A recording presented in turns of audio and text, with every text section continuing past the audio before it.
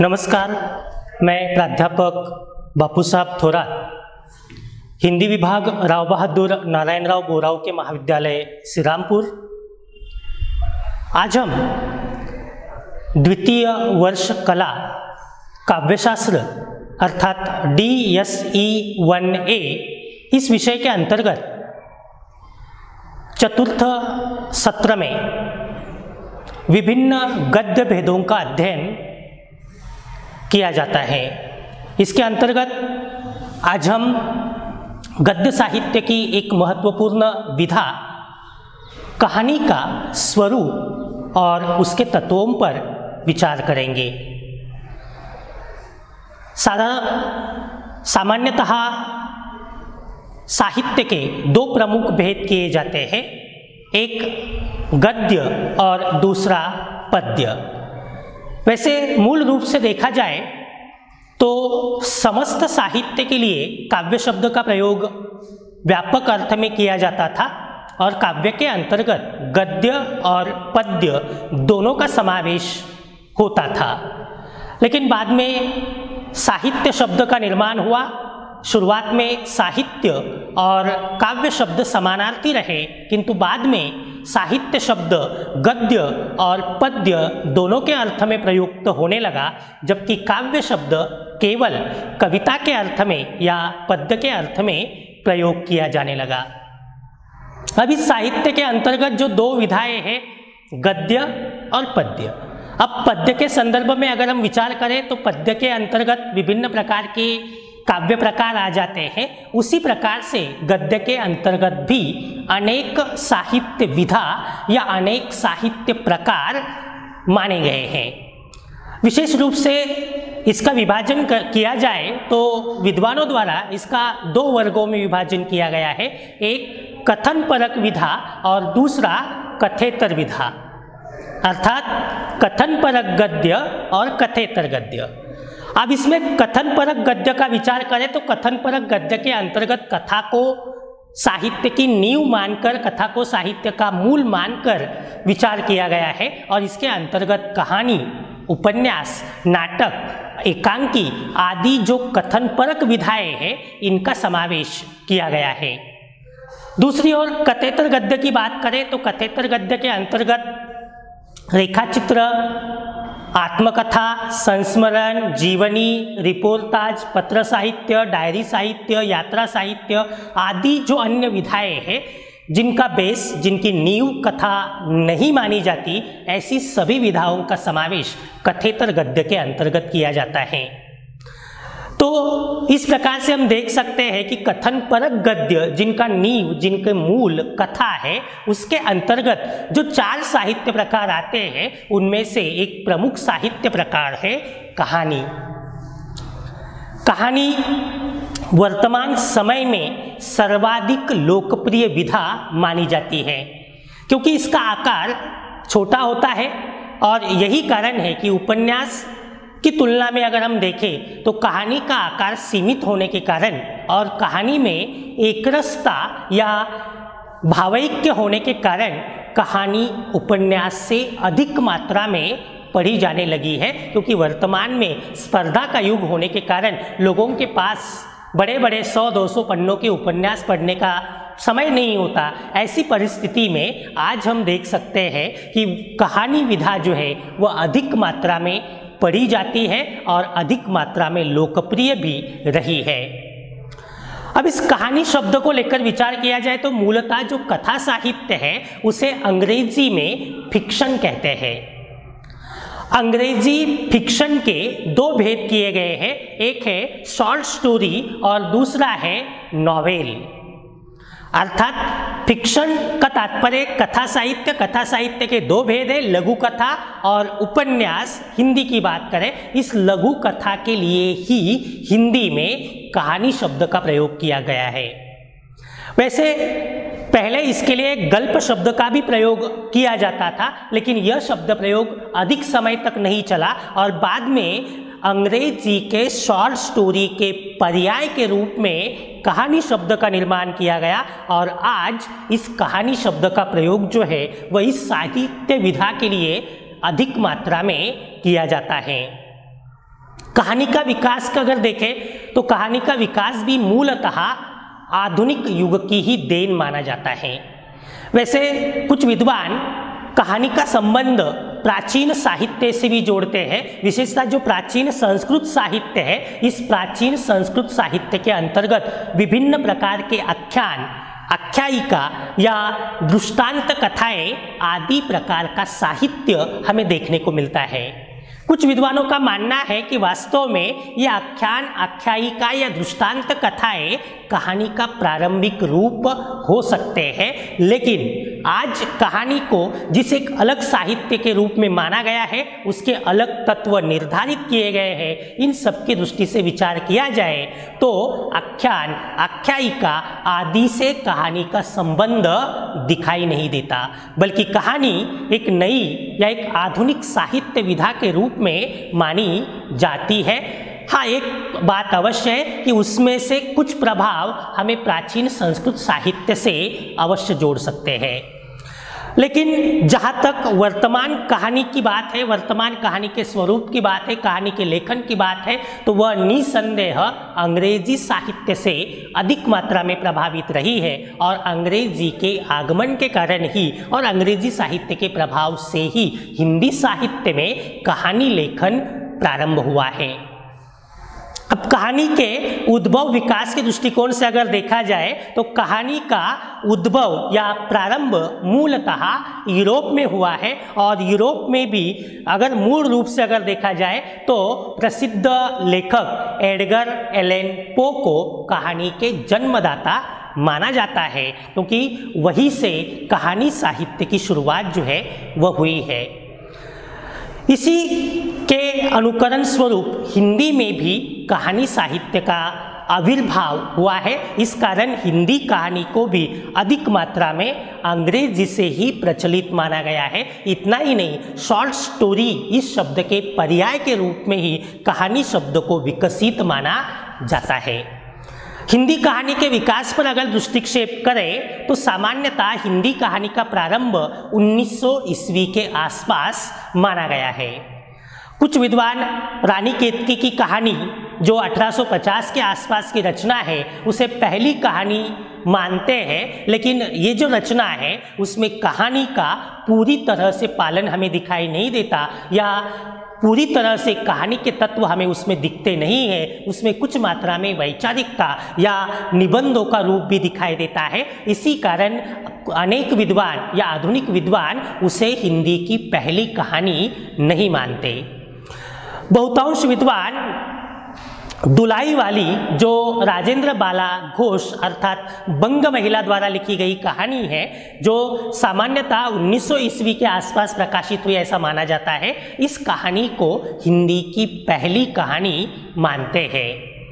कुछ विद्वान ऐसे भी हैं जो चंद्रधर शर्मा गुलेरी जी की उसने कहा था, या कुछ विद्वान आचार्य रामचंद्र शुक्ल जी की 11 वर्ष का समय इस कहानी को भी प्रथम कहानी की संज्ञा जरूर देते हैं, लेकिन कालक्रम की दृष्टि से अगर देखा जाए तो निसंदेह उसने कहा था और 11 वर्ष का समय इन दोनों कहानियों से पहले दुलाई वाली प्रकाशित हुई थी और इस कारण दुलाई वाली को ही पहली कहानी मानना अधिक उचित या अधिक योग्य दिखाई देता है।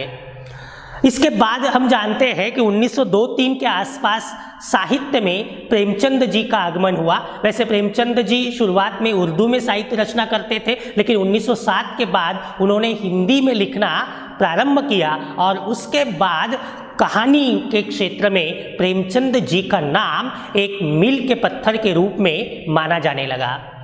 आज अगर हम देखें तो प्रेमचंद जी को उपन्यास सम्राट और कहानी सम्राट की संज्ञा दी जाती है, क्योंकि प्रेमचंद जी ने अत्यंत व्यापक मात्रा में कहानियों का लेखन किया है। ऐसा कहा जाता है कि उन्होंने हिंदी में लगभग 300 के आसपास तथा उर्दू में 150 के आसपास अर्थात कुल मिलाकर 450 से अधिक कहानियाँ लिखी है।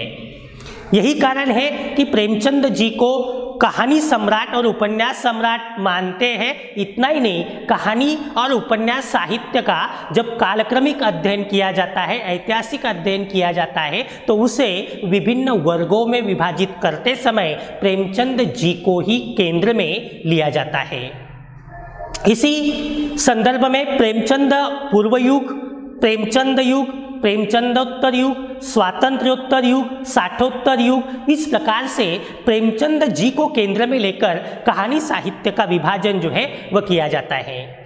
इसमें एक बात यह भी महत्वपूर्ण है कि 1950 तक कहानी सामाजिक आंदोलन या सामाजिक विषमता, सामाजिक प्रश्न, सामाजिक वास्तविकता आदि को लेकर अवश्य चलती रही है, लेकिन 1950 के बाद कहानी के क्षेत्र में अनेक नवनवीन आंदोलन आते गए हैं और कहानी का स्वरूप जो है वह इसके बाद बहुत व्यापक बनता गया है, क्योंकि इसके अंतर्गत अनेक नवनवीन रूप निर्माण हुए हैं, जिनमें सचेतन कहानी, अचेतन कहानी, अकहानी, नई कहानी, इस प्रकार के अनेक आंदोलन हमें 1950 के बाद दिखाई देते हैं और इसके बाद कहानी का स्वरूप काफ़ी मात्रा में बदल भी गया है।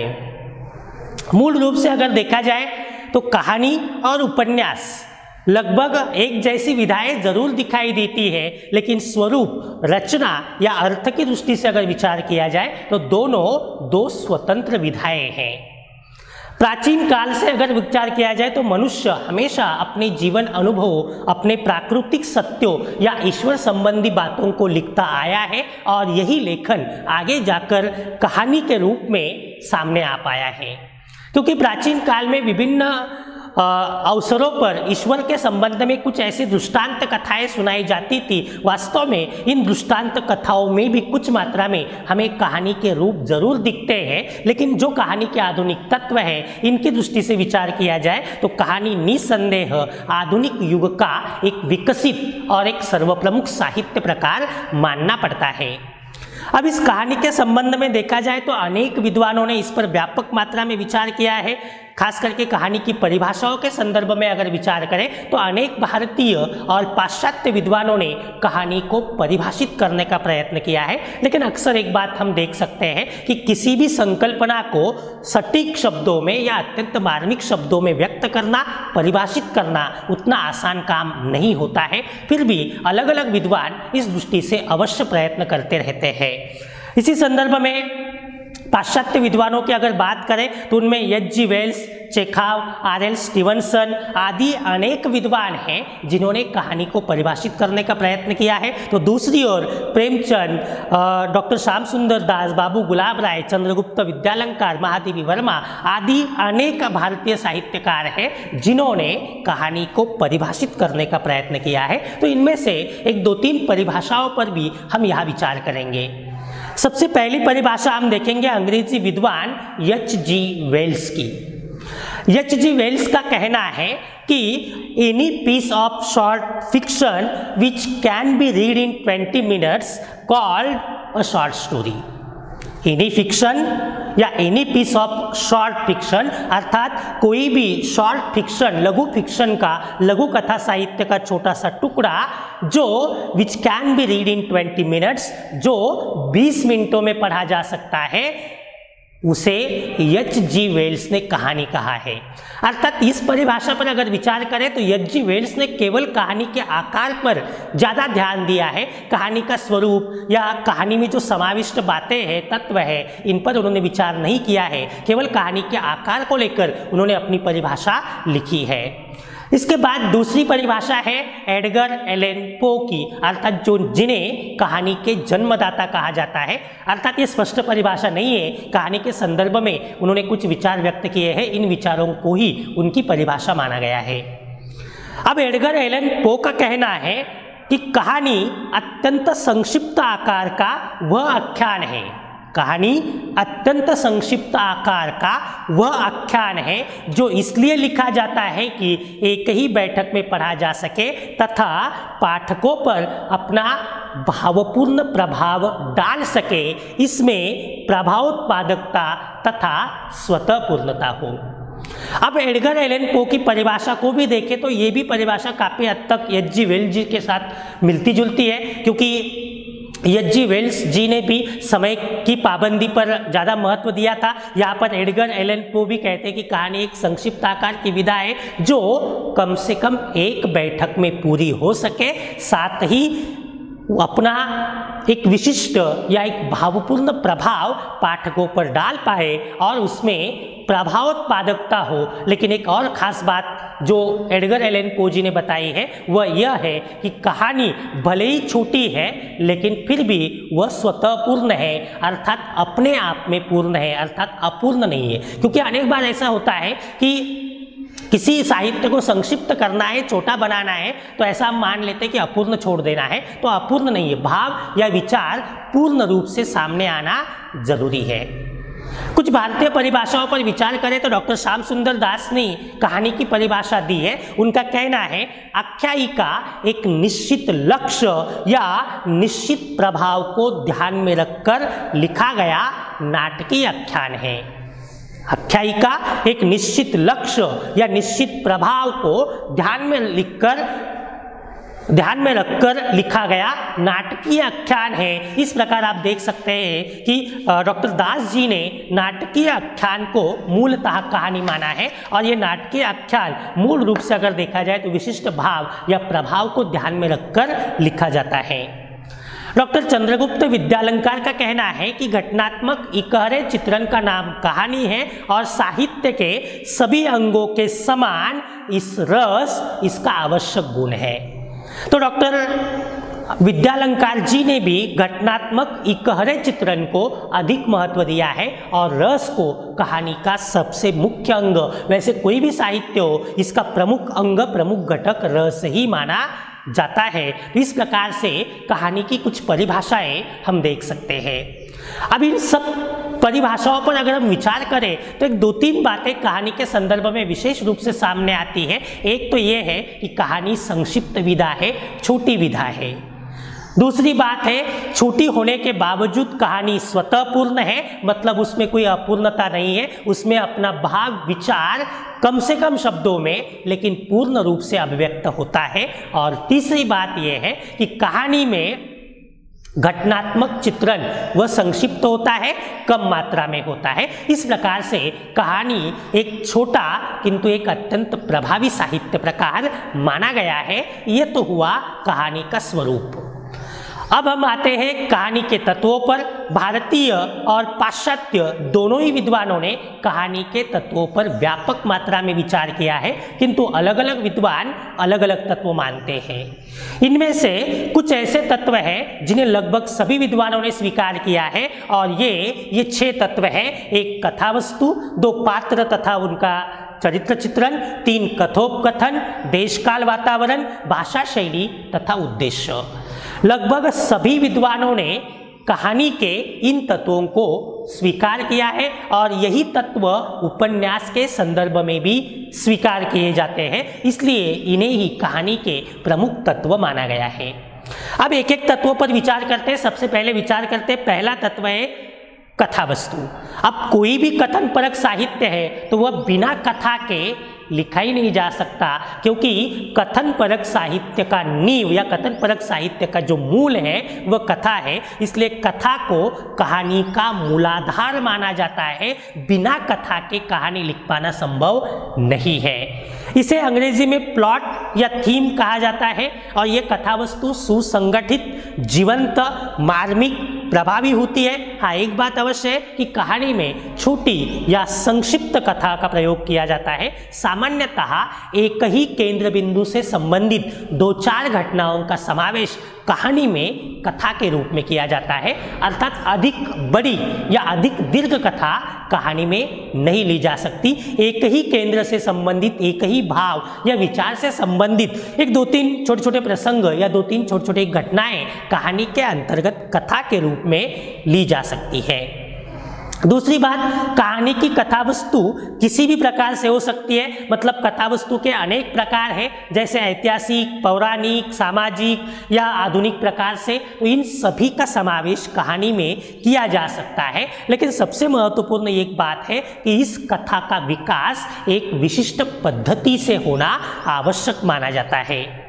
कहानी के कथावस्तु के विकास की आरंभ, मध्य, विकास, चरम सीमा और अंत, आरंभ, मध्य, विकास, चरम सीमा और अंत, इन प्रकार की अवस्थाएं मानी जाती है। इन अवस्थाओं से कहानी की कथा का विकास होता है, अर्थात मध्य या विकास, ये एक ही अवस्था बहुतांश विद्वानों ने मानी है। तो आरंभ, मध्य या विकास, चरम सीमा और अंत, इस प्रकार की 4 अवस्थाओं में हम कहानी के विकास को देख सकते हैं। दूसरी ओर छोटे छोटे घटना प्रसंगों के माध्यम से कहानी की कथा आगे बढ़ती है, फिर पात्र और प्रसंगों के घात प्रतिघात के माध्यम से इस कथा का विकास होता है तथा कहानी या कथा चरम सीमा की ओर जाती है। इसमें लेखक अपनी आवश्यकता के अनुसार नवनवीन मोड़ भी ले आ सकता है और अपने उद्देश्य के अनुसार वह कहानी का अंत कर देता है या कहानी को अंत की ओर ले जाता है। इसके बावजूद कथावस्तु में संक्षिप्तता, मौलिकता, रोचकता, क्रमबद्धता, विश्वसनीयता, उत्सुकता, शिल्पगत नवीनता, प्रभावात्मकता आदि अनेक गुण आवश्यक माने गए हैं। साथ ही कथावस्तु सुगठित एवं सुसंगठित होना आवश्यक कहा गया है। ये तो हुआ कथावस्तु के बारे में। कहानी का दूसरा तत्व माना जाता है पात्र एवं उनका चरित्र चित्रण। अब कथा है तो पात्र आ ही जाते हैं और पात्रों में सामान्य रूप से अगर देखा जाए तो छोटी कथा होने के कारण कहानी में पात्रों की संख्या भी सीमित होती है या मर्यादित होती है। दूसरी ओर एक ही मूल भाव या एक ही मूल विचार से संबंधित केवल 2-4 घटनाक्रम या केवल 2-4 प्रसंग आने के कारण पात्रों के चरित्र का उतना विस्तार कहानी में नहीं होता जितना हमें उपन्यास में दिखाई देता है। इस कारण उन घटनाओं के माध्यम से जितने भी चरित्र की विशेषताएं सामने लाई जा सकती है बस उतनी लाई जाती है। अर्थात कहानी में पात्र, एक तो पात्रों की संख्या सीमित है, साथ साथ उन पात्रों का विस्तार से चरित्रांकन भी नहीं होता। हाँ, ये बात अवश्य है कि कुछ उनके अच्छे बुरे पहलू उसके चरित्र के अवश्य सामने लाए जा सकते हैं। कहानी में सामान्यतः नायक, नायिका, प्रतिनायक और आवश्यकता के अनुसार अन्य पात्रों का समावेश होता है। इन पात्रों के चरित्रांकन की विभिन्न पद्धतियों का भी अवलंब कर सकते हैं। जैसे स्वयं कभी कभी कहानीकार अपनी तरफ से कुछ तथ्य साकार कर देता है, कुछ तथ्य पात्र स्वयं अपने वार्तालाप के माध्यम से साकार कर देते हैं, कुछ तथ्य दूसरे पात्रों के माध्यम से साकार होते हैं, तो कुछ तथ्य जो है वह पात्रों के कर्म द्वारा और पात्रों के मनोविश्लेषण द्वारा भी सामने आ सकते हैं। तो इस प्रकार से अनेक विध रूप से कहानी में पात्रों का चरित्रांकन अवश्य होता है, लेकिन जितना विस्तार हमें उपन्यास में दिखाई देता है कहानी में पात्रों के चरित्र का उतना विस्तार नहीं होता है। ये हुआ पात्र और उनका चरित्र। कहानी का तीसरा प्रमुख तत्व है कथोपकथन। कथोपकथन से तात्पर्य है वार्तालाप, बातचीत, जिसे अंग्रेजी में डायलॉग कहते हैं। और कहानी में पात्र है, कथा है, तो संवादों का होना निसंदेह आवश्यक है। और इसी कारण कहानी में जितना महत्व कथा का है, जितना महत्व पात्रों का है, उतना ही महत्व संवादों का भी है। कथोपकथन या संवाद जो है वह कहानी में संक्षिप्त किंतु मार्मिक रूप से होने आवश्यक होते हैं, क्योंकि छोटी कथा होने के कारण दीर्घ संवादों का यहाँ कोई काम नहीं है या दीर्घ संवादों की यहाँ अपेक्षा भी नहीं है। दूसरी ओर संवादों में जितनी चुस्ती या जितनी अधिक कसावट होगी उतनी कहानी अधिक प्रभावी बन जाती है या उतनी कहानी का विकास, कहानी का प्रभाव अधिक मात्रा में बढ़ जाता है। इसलिए चुस्त, आकर्षक, प्रभावी और मार्मिक संवाद कहानी में अधिक उपयोगी माने जाते हैं। और यही कारण है कि परिस्थिति के अनुरूप या प्रसंग के अनुरूप, पात्रों के अनुरूप संवादों का प्रयोग कहानी में अत्यंत आवश्यक होता है। साथ ही कहानी के संवाद व्यंजक होते हैं, उनमें लाक्षणिकता होती है, उनमें अधिक सजीवता, स्वाभाविकता, मार्मिकता, आकर्षकता, कौतूहल जगाने की क्षमता, पाठकों को प्रभावित करने की क्षमता आदि अनेक चीज़ें कथोपकथनों में या संवादों में आवश्यक माने जाते हैं। और जितना महत्व कथा का है, पात्रों का है, उतना ही महत्व संवादों का भी है, क्योंकि कथा का विकास करवाने में, पात्रों के चरित्र को सामने लाने में और कुल मिलाकर लेखक या कहानीकार का जो उद्देश्य है उसे साकार करवाने में कथोपकथन अपनी अत्यंत महत्वपूर्ण भूमिका निभाते हैं। इसी कारण कथोपकथन कहानी का एक प्रमुख तत्व है। कहानी का चौथा प्रमुख तत्व है देशकाल वातावरण। देशकाल वातावरण से तात्पर्य है आसपास के परिवेश का चित्रण। अब किसी भी कथा की मार्मिकता, प्रभावात्मकता या स्वाभाविकता तभी बढ़ती है जब परिवेश का चित्रण, आसपास के वातावरण का चित्रण उतना ही प्रभावी हो, क्योंकि कथ्य, कथानक और पात्र, कथ्य, कथानक और पात्र इनको विश्वसनीय बनाने में और इनको एक अच्छा रूप दिलवाने में आसपास के परिवेश का चित्रण या देशकालगत वातावरण का चित्रण जो है वह विशेष महत्वपूर्ण होता है। देशगत वातावरण से तात्पर्य होता है स्थान का वातावरण और कालगत वातावरण से तात्पर्य होता है समयगत वातावरण। अर्थात जिस काल की कथा है उसके अनुसार उसी काल का वातावरण आना आवश्यक है, साथ ही जिस प्रदेश की, जिस स्थान की कथा है उसी के अनुसार वातावरण आना भी आवश्यक है। देशकालगत वातावरण के अंतर्गत प्रकृति चित्रण या आसपास के प्राकृतिक बातों का चित्रण भी उसमें आवश्यक होता है, क्योंकि मनुष्य का जीवन जो है वह प्रकृति की गोद में ही व्यतीत होता है, उसका बनना बिगड़ना भी प्रकृति के गोद में होता है। इस कारण कहानी में देशकालगत वातावरण या देशकाल वातावरण चित्रण को भी प्रमुख स्थान दिया गया है। हाँ, यह एक बात अवश्य है कि जितनी व्यापकता या जितना विस्तार हमें उपन्यास में दिखाई देता है, देशकाल वातावरण के चित्रण का उतना विस्तार या उतनी व्यापकता कहानी में अवश्य नहीं होती, बल्कि पृष्ठभूमि के रूप में या थोड़े कम विस्तार के साथ इनका चित्रण अवश्य किया जाता है और इसमें यथार्थता, विश्वसनीयता, चित्रमयता, स्वाभाविकता आदि गुणों का होना आवश्यक माना गया है। कहानी का पांचवा तत्व है भाषा शैली। अब कोई भी साहित्य हो तो वह पाठकों के सामने आता है भाषा के माध्यम से और उसकी शैली के माध्यम से। अतः भाषा जितनी प्रभावी होगी, जितनी आकर्षक होगी, कहानी उतनी ही प्रभावशाली होती है। इसलिए कहानी की भाषा अधिक रोचक, अधिक स्वाभाविक होनी आवश्यक चाहिए। पात्र, परिस्थिति, वातावरण इनके अनुसार भाषा का प्रयोग करना है। भाषा प्रवाहात्मक, चित्रात्मक, प्रसंगानुकूल, पात्रानुकूल होनी चाहिए। साथ ही पाठकों में उत्सुकता एवं आकर्षक निर्माण करने वाली भाषा होना बहुत आवश्यक माना जाता है। शैली की दृष्टि से विचार करें तो कहानी लेखन की अनेक शैलियां हैं, जैसे आत्मकथात्मक शैली, विश्लेषणात्मक शैली, भावात्मक शैली, संवादात्मक शैली, पत्रात्मक शैली, कथात्मक शैली, वर्णनात्मक शैली आदि। कहानीकार अपने विषय, अपने विचार, इनके अनुसार इनमें से सुयोग्य शैली का प्रयोग कर सकता है। कहानी में जितना महत्वपूर्ण स्थान भाषा का है उतना ही महत्वपूर्ण स्थान शैली का है। इसलिए शैली में भी अलंकारिकता, रोचकता, प्रभावात्मकता, भावात्मकता आदि गुणों का होना आवश्यक है। ये हुआ भाषा शैली। अब कहानी का आखिरी तत्व है उद्देश्य।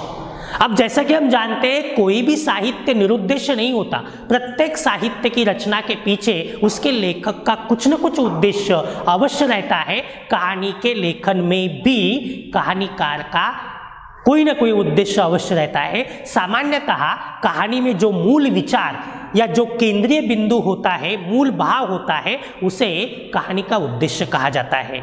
कहानीकार कोई उद्देश्य या कोई दृष्टिकोण अपनी कहानी के माध्यम से सामने रखना चाहता है।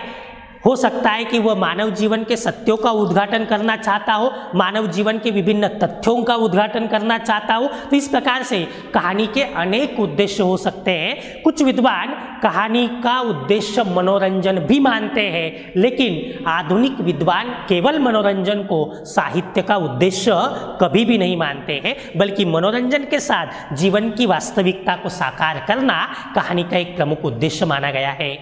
इसके अलावा समाज जीवन की वास्तविकता, विसंगति, समस्या, विषमता, प्रश्न, शोषण आदि का चित्रण करना भी कहानी का एक प्रमुख उद्देश्य माना जाता है। या कहानीकार अपने किसी विशिष्ट भाव, विचार, ज्ञान, सिद्धांत, उद्देश्य आदि का प्रतिपादन करने के लिए भी कहानी लिख सकता है।